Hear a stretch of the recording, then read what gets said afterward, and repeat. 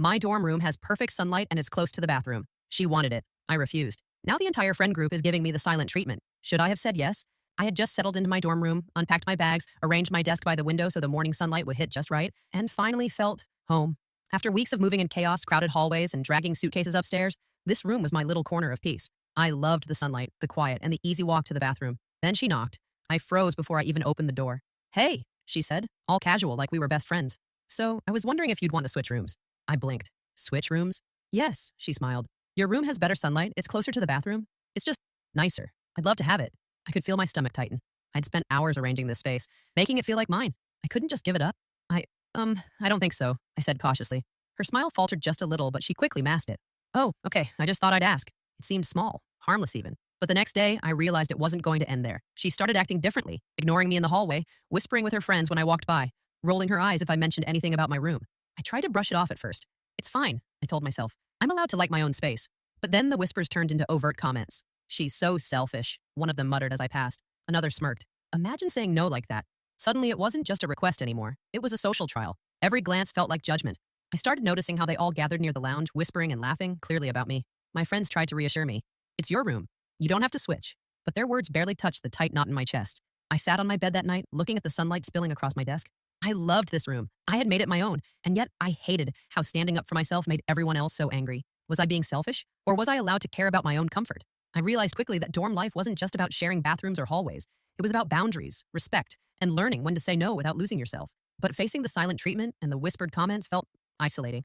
As I lay in bed that night, sunlight fading behind the curtains, I knew one thing. I couldn't change the fact that I loved my room. I couldn't let peer pressure steal that from me. But I also had no idea how long I could endure the quiet judgment from the people around me. Would you give up your favorite dorm room for someone else? Or stand your ground even if it makes friends upset? The next morning, I walked into the hallway expecting a few awkward glances, maybe some whispered comments. Nothing I couldn't handle. I was wrong. She and her friends weren't subtle anymore. They clustered together near the lounge, giggling whenever I passed, whispering behind their hands. At first, I tried to ignore it, focusing on unpacking the rest of my things. But the tension was suffocating, making even my favorite room feel heavy. "Did you hear?" one of them muttered. She actually said no. I bit my lip and turned away, trying not to let it bother me. I reminded myself over and over, it's my space. I have every right to say no. But they didn't let it go. Every time I stepped out to the bathroom or the lounge, I felt their eyes on me. Even my friends seemed unsure how to act around me, caught between defending me and keeping peace with the group. I felt smaller, like the room I loved so much had somehow become a trap. Lunch was worse. I tried to sit with my usual group, but she and her friends gave me the cold shoulder. Whispered comments floated over from their table. I could hear phrases like, "selfish," "so rude," and worse, laughter that felt pointed. My cheeks burned, a mix of anger and embarrassment. I wanted to speak up, to explain that I hadn't done anything wrong, that wanting my own space wasn't selfish, but every time I opened my mouth, the words caught in my throat. I realized that standing up for yourself sometimes comes with consequences you can't predict. That evening, I stared out the window, sunlight still streaming across my desk. I loved this room, and I refused to let anyone make me feel guilty for it. But the loneliness weighed on me. I wasn't just defending a room. I was defending myself against a social storm I hadn't anticipated. I thought about all the times in high school, or at home when saying no had been easy, when my choices hadn't faced judgment.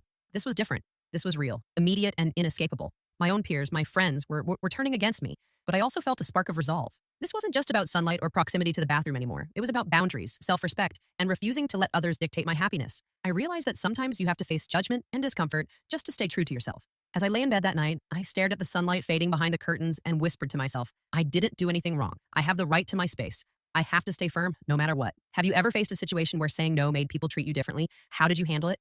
By the third day, it wasn't just the whispers anymore. The dorm had turned into a minefield. Every hallway, every lounge corner felt like a place where I might catch another glare, another whispered comment, or overhear someone muttering about me.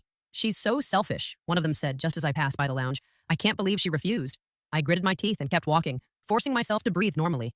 My room was my sanctuary, my one safe place, and I wasn't about to let them take that away, not even with their silent judgment or gossip. But the more I tried to ignore it, the louder it felt. Even casual friends started avoiding me, unsure which side to take. The cafeteria had become especially tense. I would glance across the room and see her and her friends sitting together, whispering, then laughing in a way that made it clear I was the punchline. I could feel the isolation pressing in on me like a weight I couldn't shake. I caught myself replaying the scene in my head over and over. The knock on my door, her smiling face, my refusal, and the way everything had spiraled afterward. I loved my room. I didn't want to give it up. But seeing how much it had angered her and her friends made me doubt myself. Was I really being selfish? Then I remembered something my mom once told me. Sometimes standing up for yourself will make others angry. That's not your fault. That's life testing your boundaries. I straightened my shoulders and took a deep breath. I realized that if I let gossip or peer pressure push me around, I'd be giving up not just my room, but my sense of self. This wasn't just about sunlight or proximity to the bathroom anymore. It was about learning to navigate social dynamics without compromising who I was. I began thinking strategically. I couldn't change the way they acted, but I could control how I responded. I would keep my distance from their little groups, engage with the friends who supported me, and focus on making my space feel like home. My home. I would maintain my dignity, speak up when necessary, and refuse to let passive-aggressive behavior dictate my peace. That night, I sat on my bed, surrounded by the warm sunlight streaming through my window, and made a quiet promise to myself. I will not let their opinions steal my space or my happiness. I will stay firm, I will be calm, and I will not apologize for wanting my room. It wasn't going to be easy. I knew the days ahead would still be filled with whispers, cold shoulders, and subtle digs. But I also knew that I had a choice, to cave in to peer pressure or to stand my ground and protect what mattered to me. And for the first time, I felt a flicker of confidence. Maybe standing up for myself wouldn't make me popular, but at least I would be true to who I was. Have you ever had to protect your personal space or boundaries while others judged you? How did you stay strong? It happened sooner than I expected. I was organizing my desk, sunlight streaming across my papers when she knocked again. The same casual smile plastered on her face, but this time her eyes had a sharp edge. "Can we talk?" she said, stepping into my room without waiting for an answer. I froze, unsure if I should let her in, but she had crossed the threshold before I could stop her. Her friends hovered outside the door, whispering and giggling, as if this were some kind of show. "I just don't get it," she started, arms crossed. "It's just a room. Why can't you switch? It's closer to the bathroom, the sunlight. You're being selfish." I took a deep breath, feeling my pulse rise. I like my space. I worked hard to make it comfortable. I'm not switching. Her jaw tightened. "You don't care about anyone else. Everyone thinks you're selfish." I swallowed, trying to keep calm. "I care about my friends, but I also care about my comfort. Wanting my own space doesn't make me selfish." Her eyes narrowed. "You think this is fair?" I shook my head gently. Life isn't always about what's fair. It's about respecting boundaries. I'm not asking for your room. I'm just asking to keep mine. She stared for a moment, like she couldn't process that I wasn't going to cave. Then she stormed out, muttering to her friends. I could hear them laughing outside, whispering, plotting, trying to make me feel guilty. For a moment, I felt that familiar sting of isolation. They were trying to corner me emotionally, to make me feel small, to punish me for refusing. But then I remembered my promise. I will stay firm. I will not apologize for wanting my room. That night, I sat on my bed, the sunlight now softer as it fell through the curtains. My heart still raced from the confrontation, but I also felt a strange clarity. Standing up for myself wasn't easy. It wasn't supposed to be. But every second I stayed calm and true to my choice, I felt stronger. I realized something important. People will try to manipulate, guilt, and pressure you when you set boundaries. They'll call you selfish, unkind, or unreasonable. But staying firm doesn't make you wrong. It makes you resilient. Over the next few days, the silent treatment continued. But now I noticed the effect it had, not on me, but on them. They were losing patience, whispering less confidently, their frustration visible. I wasn't going to apologize, and they were starting to realize that my boundaries weren't going anywhere. By the end of the week, I found myself smiling quietly as I opened my curtains each morning. The sunlight poured in like a small victory, a reminder that some things are worth standing your ground for.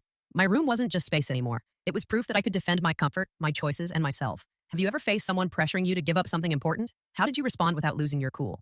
By the start of the next week, the tension in the dorm still lingered, but something had started to change. I noticed subtle gestures, quiet support from classmates I hadn't expected, a nod of approval from a friend in the hallway, a small smile from someone who had once whispered about me with the others. It was strange, almost surreal, but I realized that standing firm had made some people notice. People who valued honesty, self-respect, and integrity were quietly rooting for me, even if they didn't say it aloud at first.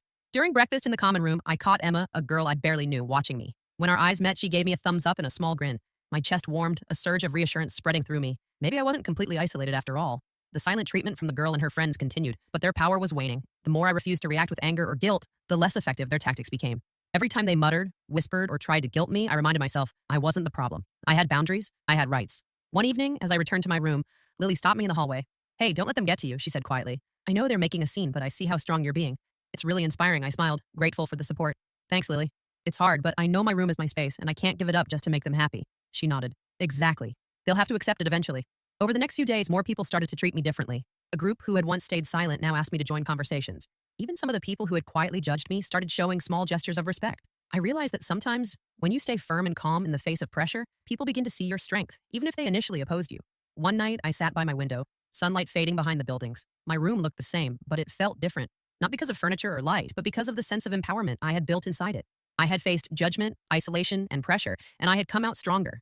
I thought about the girl who had started all of this. I didn't hate her, but I knew I couldn't let her behavior control me. Her attempts to manipulate or guilt me were just that, attempts. And I had stayed firm. I had held my ground. It wasn't easy, but it was worth it. My room had become more than a place to sleep or study. It had become a symbol of my self-respect, my boundaries, and my ability to stand up for myself without compromising who I was. For the first time in days, I felt a quiet sense of peace. Maybe this dorm drama wouldn't end overnight, but I was starting to see that staying true to yourself can inspire respect, even from people who didn't understand you at first. Have you ever gained quiet support from unexpected people after standing up for yourself? How did it make you feel? Just when I thought things were starting to settle, the girl and her friends decided to escalate.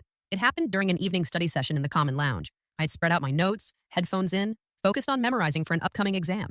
Suddenly she appeared, leaning casually against the table with her friends behind her, all smirking like it was a game. So, she started, voice dripping with false sweetness. Still not going to switch rooms, huh? I didn't look up. No, her smirk tightened. Come on, it's not fair. You have the best room and everyone knows it. You're being selfish. I took a deep breath, keeping my voice calm. I like my room. That's not selfish. It's my space. I'm allowed to want it. Her friends chuckled, exchanging glances as if rehearsing some plan. You really think you can just ignore us? One of them asked, leaning closer. Yes, I said firmly. I don't need to argue about it. I'm not giving up my room, and I'm not apologizing for it. For a moment, silence fell. My words seemed to throw them off. They had expected me to shrink, to stammer, to fold under the pressure. But I didn't. I stayed seated, calm and unshaken. Then the whispers began again, not in the lounge this time, but behind my back as I returned to my room. They tried to make me feel guilty, sneaky, and uncomfortable. Every time I passed them in the hallway, there were quiet digs, side comments, even fake laughs. But something had shifted inside me. I realized that their attempts to control or manipulate me only worked if I let them. My room, my choice, my boundary, they were mine. And no amount of silent treatment, whispering, or passive-aggressive behavior could change that. That night, I sat by my window, sunlight fading, and reflected on the test they had just put me through. It wasn't about the room anymore. It was about my ability to stay calm, assert my boundaries, and not let peer pressure dictate my decisions. I had passed the test, even if they didn't like it. I smiled to myself. The girl and her friends could keep plotting, whispering, and making faces, but my sense of self was untouchable. For the first time, I truly understood that standing up for yourself isn't about winning over everyone else. It's about staying true to yourself, no matter how uncomfortable it gets. And as I turned off the light that night, I felt something I hadn't felt in days. Pride. Pride for holding my ground, pride for protecting my space, and pride for learning that respect isn't demanded from others. It's claimed by how you treat yourself. Have you ever faced a direct challenge from someone trying to manipulate you? How did you stay calm and stand your ground? The days after that evening in the lounge felt different. I noticed subtle changes in the way people treated me. It wasn't dramatic, no loud apologies or confessions, but quiet gestures of acknowledgement began to appear. A smile from a classmate I hadn't spoken to before, a brief nod from someone who had whispered about me. It was like the respect was quietly tipping back in my favor. Even the girl who had started this drama seemed to be losing her grip. Her friends still whispered sometimes, but it lacked the bite it once had. Their power depended on my reaction, and now I wasn't giving them one. That small realization made a huge difference. I started to feel a shift inside myself too. Confidence isn't something that appears overnight. It grows in quiet moments when you refuse to let someone else dictate how you feel. Each time I stood firm, each time I ignored gossip, each time I entered the lounge without shrinking, my confidence strengthened. During a group project, I noticed it most. We were assigned to work together in the common room, and I braced myself for the usual tension. But something was different. People listened. They asked my opinion. My ideas were considered, not dismissed. I didn't have to fight to be heard. The room that had once felt like a battlefield now felt like a space where I belonged. Not because they gave it to me, but because I had claimed it through calm confidence and consistency. Even the girl who had caused the conflict avoided open confrontation now. Instead of whispering behind my back, she stayed on the sidelines, seemingly unsure how to regain control. It was a small victory, but one I savored quietly. Lily noticed it too. You're handling this so well, she said one afternoon. I can't believe how composed you are. You're teaching everyone a lesson without even trying. I laughed softly. I guess it just clicked that my room, my space, my boundaries, that's not negotiable. If they respect me, fine. If they don't, it's their problem, not mine. For the first time in weeks, I felt a sense of peace. The sunlight in my room felt warmer, brighter, almost like it was celebrating my quiet victory. I had learned that boundaries matter more than popularity, and self-respect can outweigh the fear of judgment. That evening, I sat by my desk and reflected. Dorm life isn't just about sharing space or adjusting to new people. It's about navigating personalities, understanding power dynamics, and standing firm in who you are. I realized that the drama had taught me more than I expected. I hadn't just protected my room, I had built resilience, self-confidence, and a deeper understanding of myself. As the sunlight faded behind the curtains, I smiled, feeling proud and grounded. My room wasn't just a place to sleep anymore. It was a testament to my strength, my boundaries, and my ability to stay true to myself, even when others tried to challenge me. Have you ever reclaimed your confidence after being pressured or judged by others? What helped you stay strong? By now, the dorm had started to feel different. The whispers and pointed looks had faded from most corners, replaced by subtle glances of respect. People were still talking, of course, but it no longer felt like an attack. Some were even watching me, almost curiously, as if trying to understand how I had stayed so calm and unshaken. It was a small group of classmates who surprised me the most. One afternoon, during a group study session in the common room, Mia, a girl I barely knew, leaned over and whispered, "You're handling this so well. I don't think I could have stayed this calm." I blinked, a little caught off guard. "Thanks, it's been a process," I said, trying not to sound boastful. "It's inspiring," she continued, "like you're teaching everyone how to respect boundaries without starting a fight." I smiled softly. It was strange, almost surreal, to realize that my quiet strength had an effect. People were noticing, even admiring, the way I had handled the tension. They weren't applauding loudly or making a big deal about it. That wasn't necessary. But the acknowledgement felt real. Even the girl who had started all the drama seemed smaller now, her friends less eager to stir trouble. I could sense their frustration, not because they had changed their opinion, but because their attempts to manipulate me no longer worked. They had lost their leverage, and I had gained something far more valuable, quiet authority over my own space and self-respect. That evening, I sat by my window, sunlight pouring across my desk, and reflected. Dorm life wasn't just about rooms or bathrooms or sunlight. It was about people, social dynamics, and the strength to stay firm when others challenge you. I realized that in refusing to switch rooms, I hadn't just protected a physical space. I had set a standard for how I expected to be treated. It felt empowering. I had learned that confidence doesn't need to be loud or aggressive. It grows in quiet consistency, in calm resistance, and in unwavering respect for yourself. People respond to that strength, sometimes in subtle ways, sometimes in ways that surprise you. I thought about the small gestures I'd noticed, the nods, the whispered compliments, the silent smiles of approval. They were tiny, almost invisible, but they mattered. They were proof that standing firm could influence social dynamics without confrontation or compromise. As the sun set, painting the sky in warm oranges and pinks, I realized that my room had become more than just a space. It had become a symbol of my resilience, my boundaries, and my ability to stay true to myself. And for the first time in weeks, I felt completely at peace. I had faced social pressure, gossip, and isolation, and emerged stronger, more confident, and quietly admired. Have you ever influenced others just by standing firm and staying calm? How did it change the way they treated you? By the next week, something had shifted in the dorm. The tension that had hung over me like a heavy curtain was finally lifting. The girl who had started all the drama no longer whispered behind my back. Her friends stopped giving me cold stares. The hallway no longer felt like a minefield, and the common room became a space where I could breathe without anxiety. I still felt cautious, of course. Old habits die hard. I expected a jab, a comment, something to remind me that my choice was controversial. But it didn't come. Instead, I began noticing small gestures of acceptance. Classmates offering to study with me, smiling as I passed by, even asking for my opinion on projects. The same people who had once whispered about me now seemed to accept that my boundaries were not negotiable. One afternoon, Lily stopped by my room with a cup of coffee. "You've done it," she said softly. "They finally see that you're serious about your space, and they respect it now." I laughed quietly. "I don't think it's about them seeing me as serious. I just stayed calm, stayed firm, and didn't let them control me." That's all she nodded. "And that's exactly why they're respecting you now." It struck me how much power comes from consistency. I hadn't yelled, argued, or begged anyone to understand me. I simply stayed true to my choice and respected myself. And slowly, that quiet strength changed the way the social group responded. Even the girl who had wanted my room approached me one evening, hesitantly, holding a stack of papers. I just wanted to say that, I understand why you didn't want to switch," she muttered. "I guess I didn't realize how important it was to you." I blinked. Part of me wanted to feel vindicated, to relish the acknowledgement, but I simply smiled. "Thanks, I appreciate you saying that." It wasn't about winning or losing anymore. It was about mutual respect and understanding. And for the first time, I felt the dorm settling into a calmer rhythm. The sunlight in my room streamed through the windows just as I had arranged it, warm and reassuring. My space was mine, and the social tension that had dominated my first few weeks had finally softened. I realized something important. Standing firm doesn't guarantee immediate approval or popularity, but it does create a foundation of respect, for yourself first and eventually from others. That foundation is far more valuable than temporary peace won through compromise or guilt. As I looked around my room, everything in its place, I felt a deep sense of pride. I hadn't just defended a room, I had defended myself. I had learned to navigate peer pressure, gossip, and social dynamics with calm strength, and I had emerged stronger, more confident, and more grounded than I ever expected. And as the evening sunlight painted the walls gold, I felt at peace. My boundaries were respected, my space remained mine, and I had proven to myself that self-respect can't be taken away, no matter the pressure. Have you ever had to stand firm until others finally accepted your boundaries? How did it feel when they finally respected you?